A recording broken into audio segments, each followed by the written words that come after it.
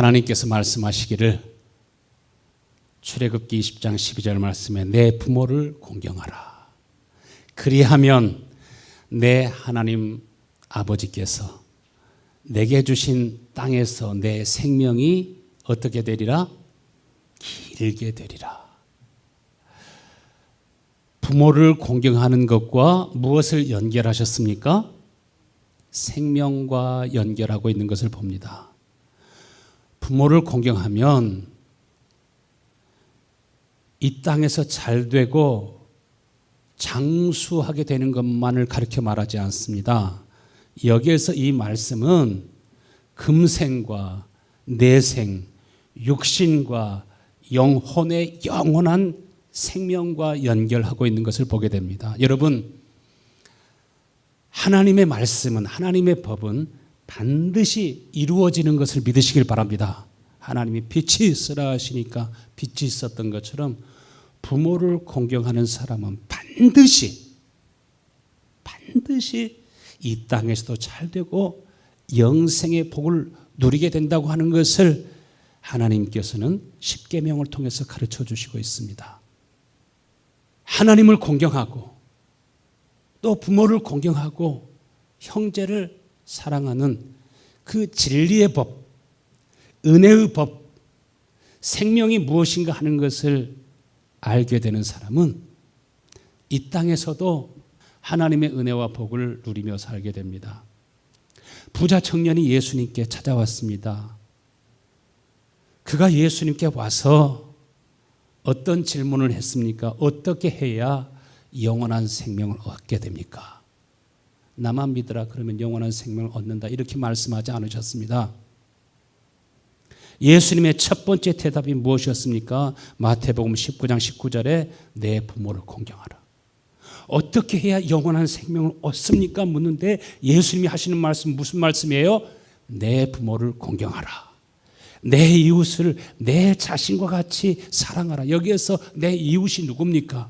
첫 번째 이웃은 내 하나님 여호와를 공경하라. 내 하나님 여호와를 사랑하라. 이것이 첫 계명이라고 했습니다. 어떤 첫 계명? 약속이 있는 첫 계명. 반드시 이루어지는 하나님의 진리의 법을 말씀하고 있습니다. 그렇기 때문에 하나님을 공경하고 부모를 공경하는 사람은 영원한 생명을 얻게 된다 이 말씀입니다. 내 이웃이 누구인가? 부모님도 또 우리 어머님도 우리가 세상에 태어나게 될 때 인생의 가장 큰 고통을 느끼면서 우리 모든 인생에 태어나지 않습니까? 잉태되었을 때도 제 아내가 고생하는 거 보니까 정말 보기가 힘들었어요. 하고 사면은 먹었던 거 다 토해버리고 아이가 해산할 때는 저는 볼 수가 없었어요. 방에 들어갈 수도 없었어요. 밖에서 기도만 했죠. 그러면서 자녀가 태어났을 때 얼마나 마음을 쏟아서 그 자녀를 기릅니까? 예수님께서도 저와 여러분을 하나님의 자녀로 거듭 태어나게 하시기 위해서 죽음의 고통을 당하시게 되죠. 고난을 당하시고 죽으시고 부활하셔서 생명을 주시고 부활의 영을 우리 가운데 부어넣어 주심으로 우리가 하나님의 자녀로 태어나게 하셨습니다. 여러분, 여러분의 존재의 근원을 항상 기억하실 수 있게 되길 축원합니다. 우리 하나님은 내 인생의 근원이십니다. 존재의 근원이십니다. 또 우리가 이 세상을 살아가게 될 때, 또 이 세상에 태어나게 되었을 때 하나님은 우리 부모님들을 통해서 세상에 태어나게 하셨습니다. 그렇기 때문에 혹 우리 부모님들이 우리에게 많은 재산을 주신 것이 없고 세상에 태어나서 보니까 우리 부모님이 질병과 가난과 고생만 하는 그러한 삶을 사시면서 우리가 그 안에서 함께 고생했을지라도 그 부모님을 통해서 우리가 태어난 것, 예수 그리스도 안에서 보면은 우리가 세상에 태어난 것, 예수 그리스도 안에서 보면은 우리가 하나님의 자녀, 하나님의 백성이 된 것, 이것만 가지고서도 평생 우리가 감사하고 다 감사해도 다 감사할 수 없는 줄로 믿습니다. 오늘 본문의 말씀에 보면은 바리새인과 서기관들이 예수님께 찾아왔습니다. 당신의 제자들은 왜 음식을 먹을 때 손을 씻지 않고 먹습니까? 왜 장로님들이 가르쳐 주신 그 전통, 이 전통이라고 하는 것은 관습이나 매너를 가리킵니다. 왜 그렇게 매너가 없습니까? 왜 그렇게 가르침에 순종하지 않습니까? 요즘 같은 말로 바꾸면은 왜 당신은 마스크를 쓰지 않습니까? 그런 말이나 같습니다. 예수님께서는 어떻게 대답하셨습니까? 너희는 어떻게 너희의 전통으로 너희의 관습과 매너를 가지고 얘기하면서 하나님의 율법을 어기느냐? 그러면서 마태복음 15장 4절 말씀에는 하나님이 이르셨으되 내 부모를 공경하라 하시고 또 아버지나 어머니를 비방하는 자는 반드시 죽임을 당하리라 하셨거늘. 어떤 분들을 보면은요, 예수님 믿으면서도 부모를 용서하지 않는 그런 분들이 있습니다. 과거의 나쁜 기억을 계속 가지고 있으면서 아버지가 노인이 되시는데도, 어머니가 이제는 할머니가 되시는데도 외로이 그 아들, 딸들을 기다리면서 요양원에서 그렇게 기다리고 있는데도 상처받은 어떠한 기억과 사건을 늘 마음에 두면서 부모를 대적하고 부모를 공경하지 않는 그런 사람들이 세상에 있을 뿐만 아니라 신자들 가운데도 종종 있는 것을 보게 됩니다. 그런데 하나님 뭐라고 말씀하십니까? 내 부모를 공경하라. 이것은 명령입니다. 절대 명령입니다. 또 아버지나 어머니를 비방하는 사람은 반드시 죽임을 당하리라. 멸망하게 된다는 것입니다. 육신적으로 궁핍하고 어려움을 당하게 될 뿐만 아니라 언제나 죄악이 있는 곳에는 사탄이 왕노릇하게 되고 어둠의 영이 마음껏 그를 지배하도록 어둠을 향해서 어둠이여 내게 오소서 하고서 마음을 열어놓는 거나 마찬가지입니다. 부모를 비방하고 공경하지 않는 것을 무엇과 연결합니까? 죽음과 저주와 영원한 멸망으로 연결을 짓는 것을 보게 됩니다. 주님의 말씀을 다시 해석하면 첫 번째로 영생을 얻은 사람은 반드시 그 마음에서 하나님을 공경하는 마음이 나오고 부모님을 공경하고 사랑하는 마음이 나오고 형제와 이웃을 성도를 사랑하는 마음이 불쌍히 여기고 긍휼히 여기는 마음이 그 속에서 나오는 것, 나오고 있는 것, 이것이 여러분 생명인 것을 믿으시길 바랍니다. 공경은 누구에게 하듯 하라? 아내들아 남편에게 복종하기를 누구에게 하듯 하라? 주께 하듯 하라. 주님께 하듯 하라. 주님께는 무슨 군소리가 없습니다. 그런데 요즘 아내들을 보면은요, 남편이 한마디 하면 두 마디, 세 마디가 아니라 막 10마디도 더 하는 그런 경우들도 많이 있습니다. 남편에게 하기를 누구에게 하듯 하라? 누구에게 하듯 하라? 주님께 하듯 하라. 부모님에게 하기를 누구에게 하듯 하라? 주님에게 하듯 하라. 남편들아 아내 사랑하기를 누구에게 하듯 하라? 주께 하듯 하라. 언제나 존재의 근원이 내 속에 있으면 내가 물가에 심겨온 나무처럼 내가 하나님의 은혜와 사랑의 뿌리를 내리고 있으면 반드시 그 마음속에는 예수님을 사랑하고 예수님을 믿고 예수님을 의지하는 믿음이 그 속에 있으면 반드시 그 속에 마치 뿌리에서 생명의 에너지를, 물을, 영양분을 빨아들이는 것처럼 여러분의 마음속에는 하나님을 공경하고 부모를 공경하고 남편에게 막 따지고 대들고 막 이렇게 하는 것이 아니라 여러분 생각이 좀 달라도 진리라고 하면 진리에 어긋난다고 말해야 되죠. 불의하게 살아가면 이렇게 함으로 남편이 멸망하게 될 일 같으면 반드시 말을 해야 되죠. 그러지 않으면 순종하고 따르고 복종하는 마음들이 우리 모두에게 있어야 될 줄로 믿습니다.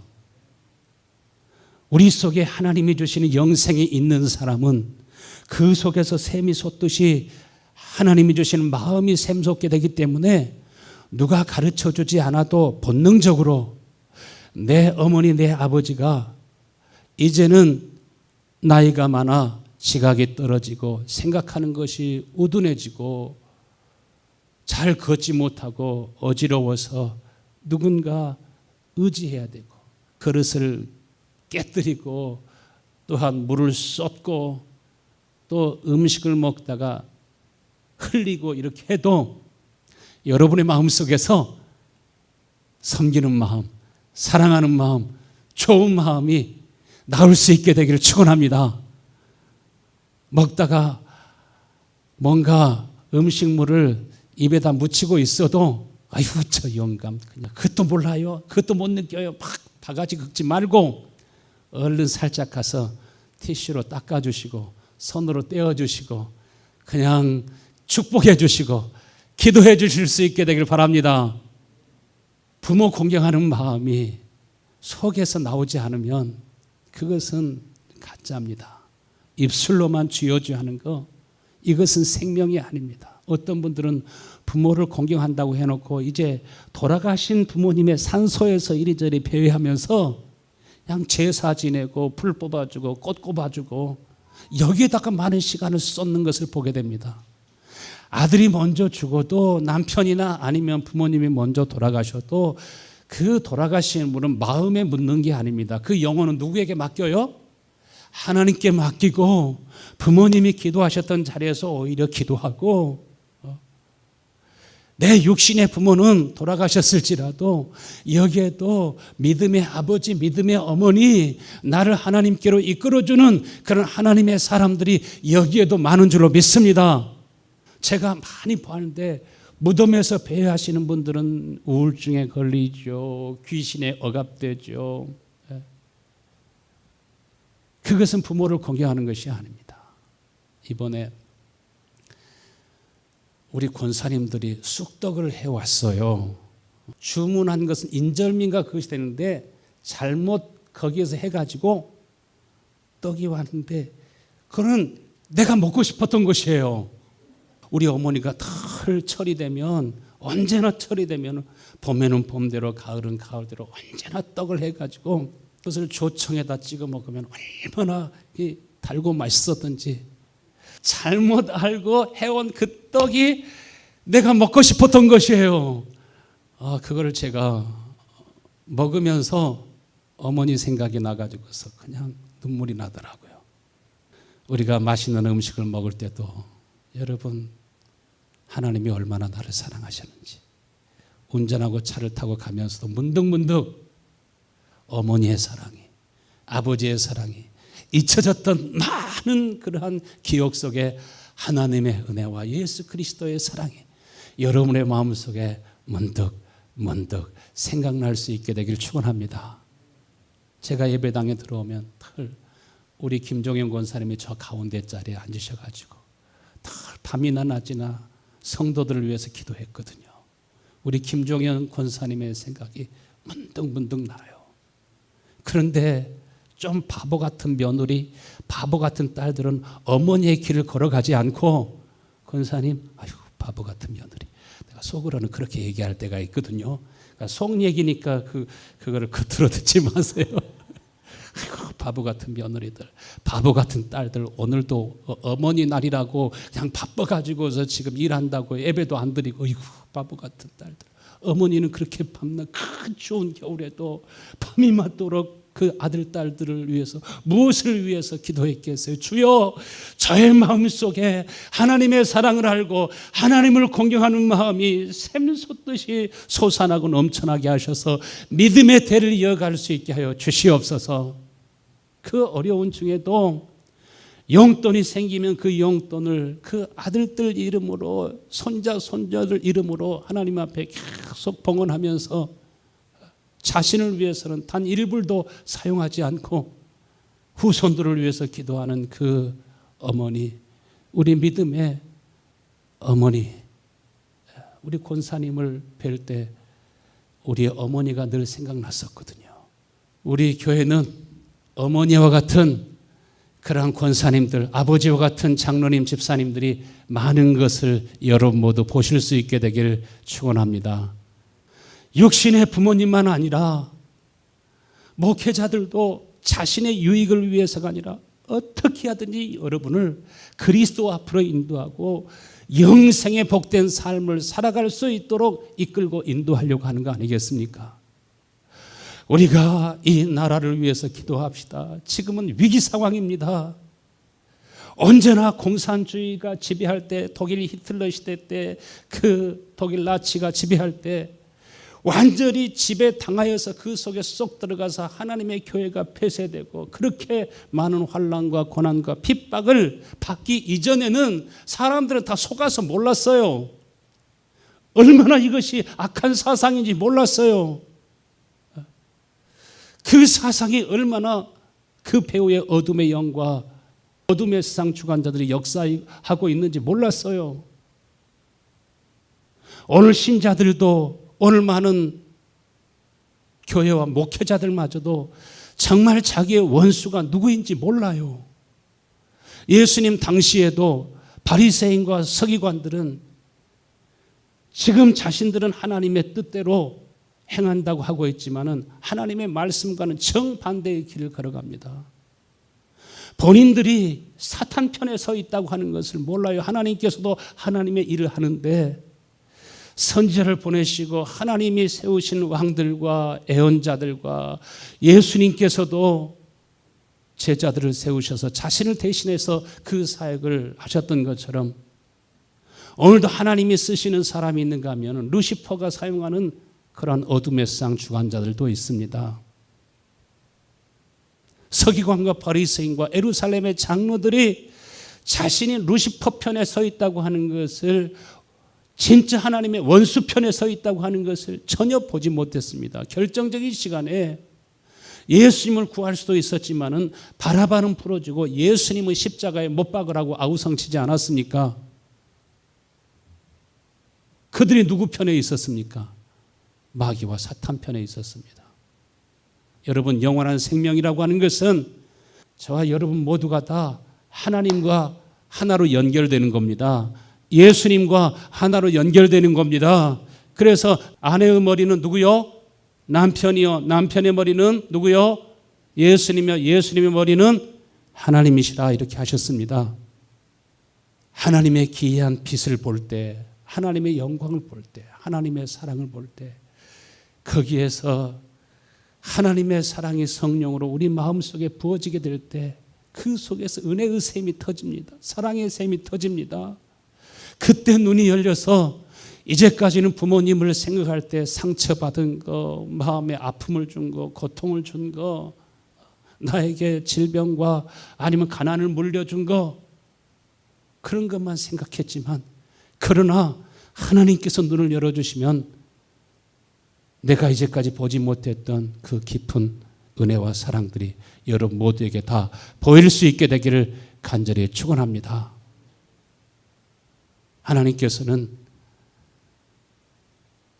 육신적인 부모만 아니라 우리의 심령이 하나님과 연결되면 우리는 이제는 형제와 이웃을 사랑하게 되고 나라와 민족도 사랑하게 되고 예수님께서 우리를 위해서 자기 자신의 삶을 주신 것처럼 저와 여러분도 정말 하나님께 자기 자신을 드려서 다른 사람을 구원하기 위해서 하나님의 진리와 말씀의 기초 위에 세워진 이 나라가, 자유민주주의가 더 튼튼하고 더 건실하게 잘 자라갈 수 있도록, 그래서 내가 살던 그 시대보다 내 자녀들이 살아가는 시대는 더욱더 하나님의 은혜의 빛 가운데 살아갈 수 있도록, 여러분 진리를 보는 눈이 열릴 수 있게 되기를 간절히 축원합니다. 오늘날 대형교회 많은 목회자들도 WCC, WEA 그러한 기독교 단체들, 대표적인 단체들까지도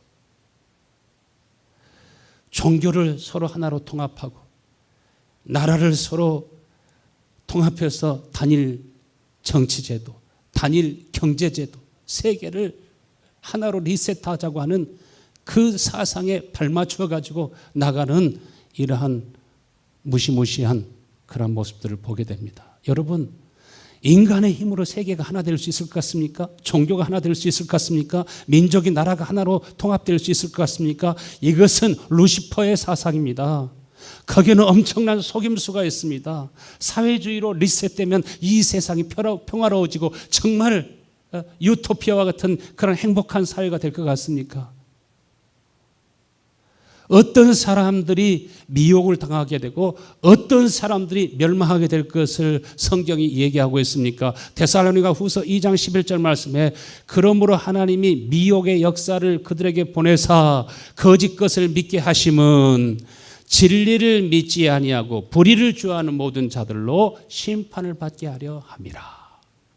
여러분, 여러분의 존재가, 여러분의 영혼이 하나님의 사랑에 깊이 뿌리를 내려서 물가에 심기운 나무는 여름이 와도 가뭄이 있어도 항상 그 잎이 청청하여 열매를 맺게 되는 것처럼, 여러분, 우리가 하나님의 그 은혜와 그 사랑에 깊이 뿌리를 내리면 하나님께서는 올바른 판단력과 분별력을 주시고 지혜를 주시고 은혜를 주셔서 여러분으로 하여금 무엇을 위해서 기도하고 무엇을 위해서 싸워야 될지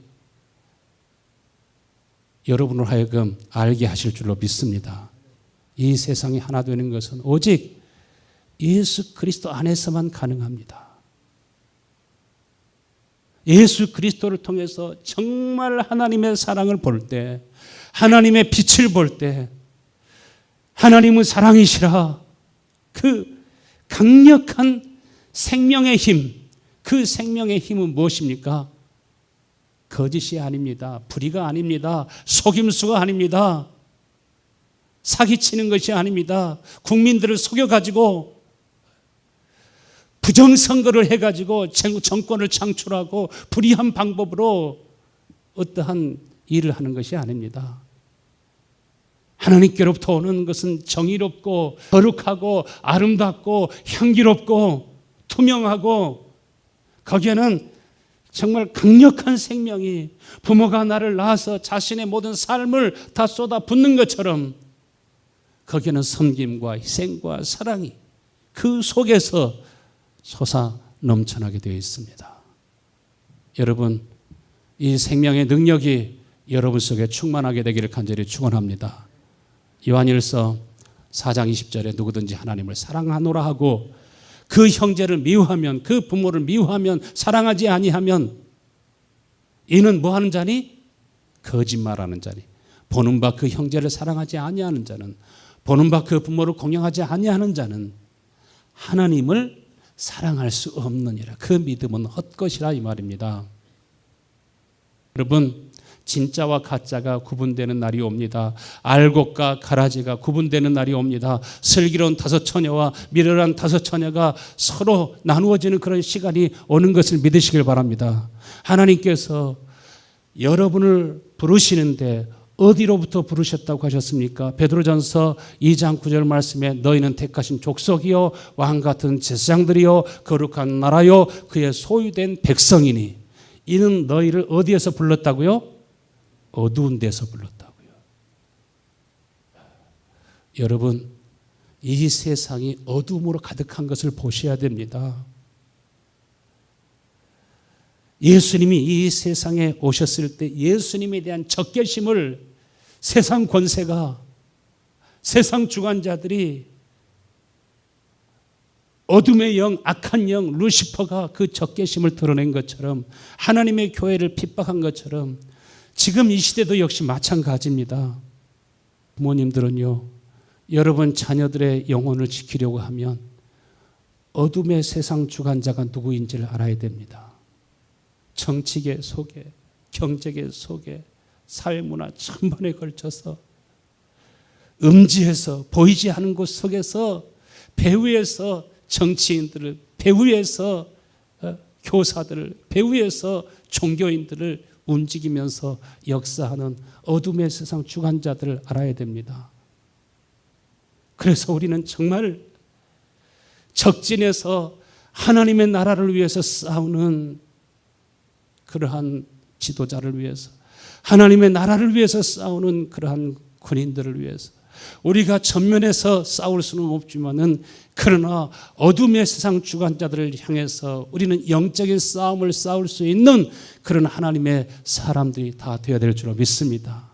그래서 뜻이 하늘에서 이루어진 것처럼 내가 사는 이 세상 속에서, 우리 나라 속에서, 아니면 우리 가정 가운데, 우리 교회 가운데 이루어질 수 있도록 해야 됩니다. 요한복음 16장 33절 말씀에 이것을 너에게 이르는 것은 너희로 내 안에서 평안을 누리게 하려 함이라. 세상에서는 너희가 환난을 당하나 담대하라. 내가 세상을 이기었노라. 오직 참된 평안은 예수 안에 있는 것을 믿으시길 바랍니다. 우리가요, 세상에서 고난도 당하지 않고 환난도 당하지 않고 불이익도 당하지 않으려고 하면은 복음을 전하지 않으면 됩니다. 불의한 일이 눈에 보여도 그거 그냥 지나치면 됩니다.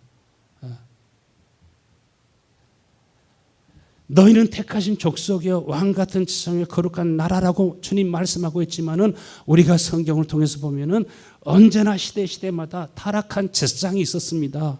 타락한 백성들이 있었습니다. 타락한 나라가 있었습니다. 타락한 지도자가 있었습니다. 타락한 목회자도 있었습니다. 중세시대 때 보세요. 성직을 사고 팔고 신분을 사고 팔고 얼마나 그런 어두움의 일들이 많이 있었습니까? 세상이 어떻게 되든지 우리는 관여하지 않고, 그것이 마치 정의인 것처럼, 그것이 마치 옳은 것처럼 하고 살아가는 사람들도 수없이 많습니다. 그러나 예수님께서도 세상으로부터 미움을 받고 많은 하나님의 사람들은 시대마다 고난을 당하고 핍박을 받고 불이익을 당하고 죽었습니다. 오늘 우리가 사는 이 시대도 역시 마찬가지입니다. 여러분의 마음에서 항상 무엇이 나오는지를 깊이 살펴야 됩니다. 하나님께서 언제나 하나님의 사람들을 시험하셨습니다. 제사장이나 왕이나 선지자들도 시험하셨습니다. 하나님이 믿음의 조상 아브라함도 시험하지 않습니까? 그 시험의 문제가 무엇이었습니까? 이 세상에서 가장 귀한 것이 무엇인가? 이 세상에서 네가 가장 사랑하는 것이 무엇인가? 아브라함이 100세의 아들을 낳았습니다. 얼마나 아들이 귀합니까? 그 아들은 자기의 생명보다도 소중한 존재입니다. 두 번째로 하나님께서 부모님을 두고 하시는 시험이 있습니다. 하나님께서 아브라함에게 묻는 질문은, 하는 시험은 나를 더 사랑하느냐, 내 아들을 더 사랑하느냐, 누구를 더 사랑하느냐 하는 것이었습니다. 여러분, 영생이라고 하는 것은, 구원이라고 하는 것은 누구를 더 사랑하는가 하는 문제입니다. 여러분의 마음에서 무엇이 나오는가? 여러분 모두가 다 진리를 사랑하고 거룩한 것을 사랑하고 의로운 것을 사랑하고 정말 예수 그리스도를 사랑하고 하나님을 경외하고 부모 사랑하는 마음이 여러분의 마음속에서 흘러나올 수 있게 되길 간절히 축원합니다. 하나님을 더 사랑하느냐, 네 아들을 더 사랑하느냐. 그러나 생명은 무엇입니까? 내 아들보다, 세상의 모든 영광보다 더 주님을 사랑하는 그 마음이 지금 있다고 하는 것은 무엇입니까? 하나님의 사랑을 알았다는 것입니다. 하나님의 기이한 빛이 그 속에 비치고 있다는 것입니다. 여러분 속에 이 하나님의 기이한 빛이, 하나님의 영광이 충만하게 되기를 간절히 축원합니다. 예수님이 제자가 되는 그 조건에 대해서 어떻게 말씀하고 있습니까? 누가복음 14장 26절에 물은 내게 오는 자가 자기 부모와 처자와 형제와 및 자기 목숨까지 미워하지 아니하면 능히 내 제자가 되지 아니하고, 내 제자가 되지 못하고 누구든지 자기 십자가를 지고 나를 따르지 않는 자도 능히 내 제자가 되지 못하느니라. 예수님의 제자가 된다는 것, 우리가 하나님의 사람이 된다는 것, 하나님은 어떤 사람을 통해서 일하시는가? 자기의 목숨보다도, 자기의 자식보다도, 세상의 모든 재물보다도, 세상 모든 영광보다도 더 주님을 깊이 알고 깊이 사랑하는 여러분 다 되실 수 있게 되기를 축원합니다. 그렇기 때문에 하나님을 경외하는 사람들은 다 시험을 통과했어요.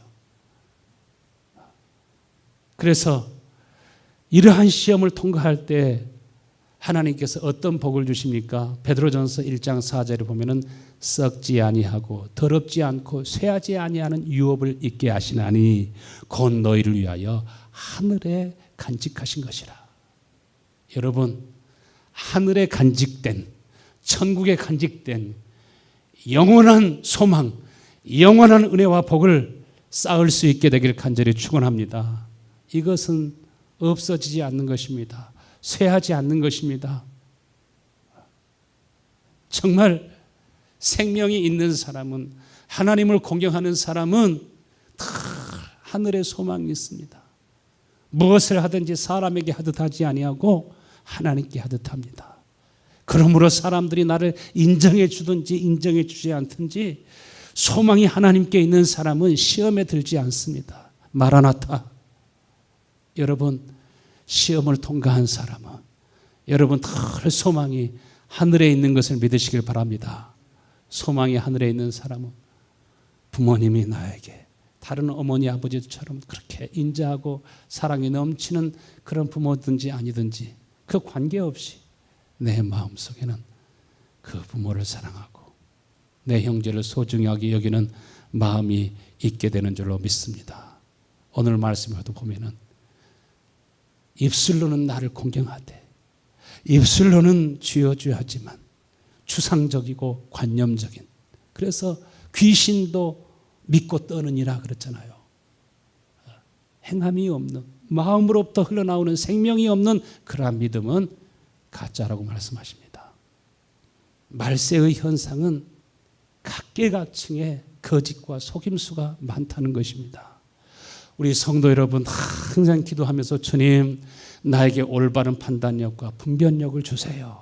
늘 하나님께 기도할 수 있게 되기를 축원합니다.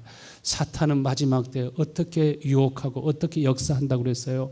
세상의 부와 권세와 능력과 표적과 거짓 기적과 방송 매체들을 통해서 불의의 그런 많은 속임수로 이 시대의 사람들을 속인다고 말씀하고 있습니다. 정말 저 사람은 10번 사형을 당해도 합당한 사람인데 세상은 그를 완전히 포장해가지고 천사처럼 보이게 할 수 있습니다. 선하고 인자하고 좋은 사람처럼 보일 수 있습니다. 여러분이 영적인 판단력을 갖지 않으면 많은 사람들이 속아 넘어갑니다. 데살로니가 후서 2장 10절 말씀에 악한 자의 나타남은 사탄의 활동을 따라 모든 능력과 표적과 거짓 기적과 불의의 모든 속임으로 누구에게 임한다고요?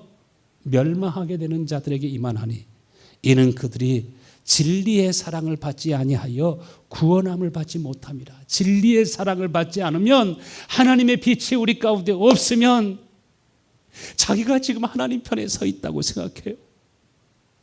자기가 지금 주를 위해서 싸우고 있다고 생각해요. 거짓에 완전히 속아 넘어갔으면서도. 그래서 하나님께서 미혹을 그 마음속에 역사하게 하사 그들로 하여금 어떻게 하신다고 하셨어요? 진리를 믿는 것이 아니라 거짓 것을 믿게 하심은 진리를 믿지 아니하고 불의를 좋아하는 모든 자들로 하여금 심판을 받게 하려 하심이라. 여러분, 우리가 세상에 살아가면서 사랑에도 순서가 있습니다.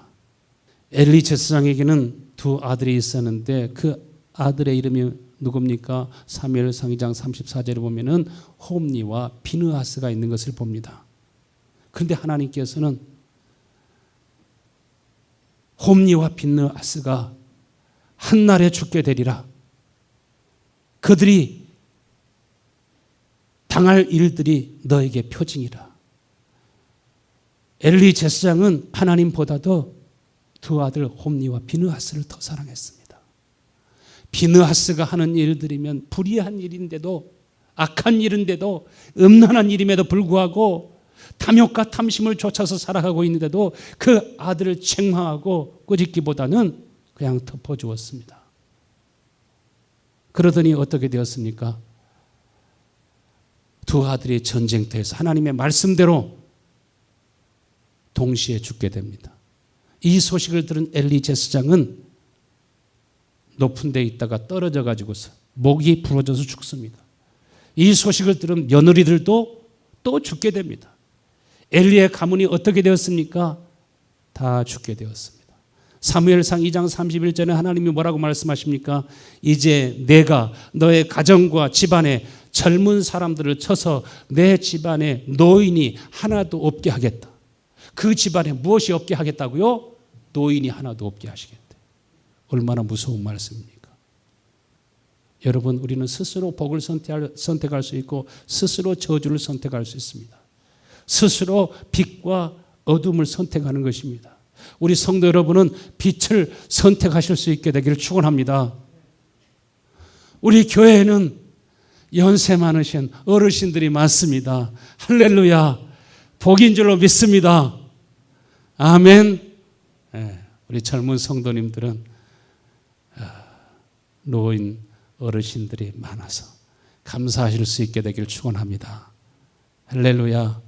어머니 얘기하듯 아버지 얘기하듯 아버지는 돌아가셨을지라도 어머님은 돌아가셨을지라도 매주 만나는 어르신들이 바로 하나님이 나를 위해서 두신 믿음의 아버지, 믿음의 어머니라고 생각하시고 여러분 모두가 다 부모님을 공경하고 사랑하는 복된 여러분들이 다 되실 수 있게 되기를 축원합니다. 오늘 본문의 말씀에 이 백성이 입술로는 나를 존경하되 마태복음 15장 8절에 마음은 내게서 멀도다. 잠언서 23장에 보면은 내 부모를 즐겁게 하며 너 낳은 어미를 기쁘게 하여라. 내 아들아 내 마음을 내게 주며 내 아들아 내 눈으로 내 길을 즐거워할지니라. 이 말씀은 내 아들아 너의 마음을 다오. 내 아들아 너의 마음을 다오. 하나님께서는 여러분에게 형식적인 것이 아니라 입술로만 주여주 하는 것이 아니라 아들들아 딸들아 내가 마음으로 너를 사랑하는 것처럼 나에게 마음을 다오. 여러분 하나님 앞에 예배드릴 때도 하나님을 공경하고 사랑하는 마음이 거기 함께 들어가 있을 수 있게 되기를 축원합니다.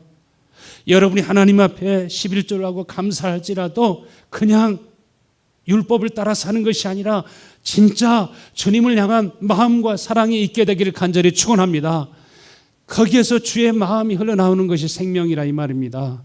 여러분 오늘 말씀에 내 아들아 내 마음을 내게 달라. 내 마음을 내게 달라. 내가 마음으로 너를 사랑하는 것처럼 너의 마음을 달라. 여러분 부모님에게도 정말 여러분의 마음이 사랑하는 마음이 오늘 흘러갈 수 있게 되기를 간절히 축원합니다. 그럴 때 우리의 삶에 기쁨이 넘쳐나고 잃어버렸던 복낙원, 낙원이 회복되는 그런 은혜가 있게 될 줄로 믿습니다. 우리 다 같이 일어나셔서 우리 통성을 한번 기도하겠습니다.